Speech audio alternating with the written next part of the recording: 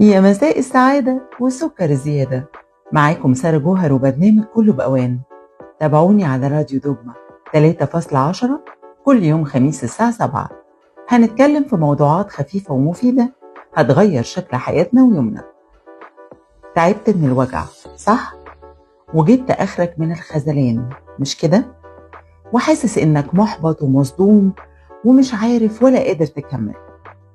أحب أقولك إنك هتفضل تتوجع طول ما أنت مستني إن كل حد بتحبه يحبك بنفس القدر، وإن كل الناس تعاملك زي ما أنت بتعاملهم.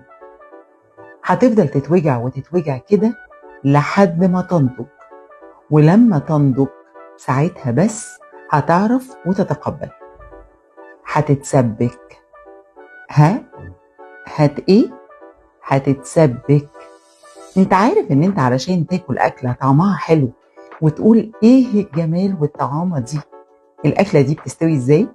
بتتسبك.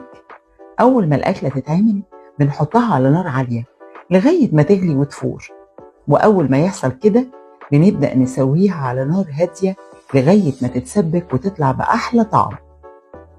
وقت ما تتقبل انك اتسبكت، او بمعنى اصح نضجت، هتعرف ان مش كل اللي بتحبه هيحبك بنفس الطريقة، وان الكلام مش دايما بنثق ونعتمد عليه.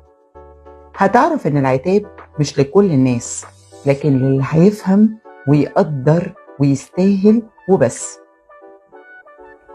هتعرف ان ساعات الانسحاب ارحم بكتير من انك تفضل متمسك بناس مش شبهك ومش شبه قلبك.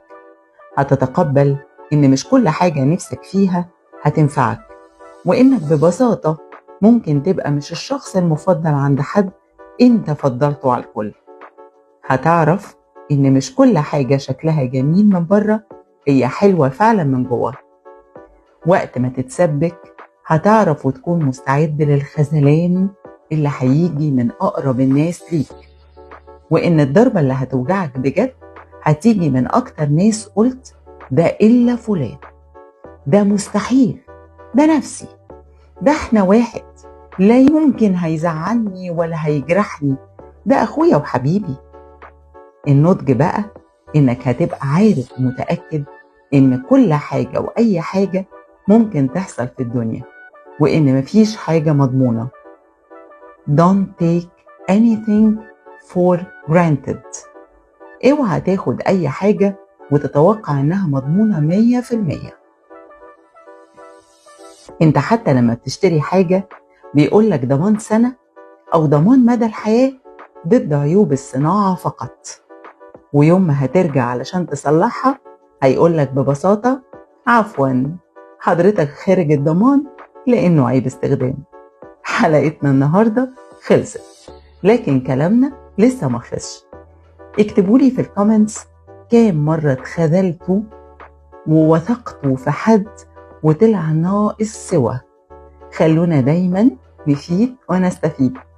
يا رب الحلقة تكون عجبتكم وفادتكم وبسطتكم، واستنوني الخميس الجاي على راديو دوجما وبرنامج كله بأوان.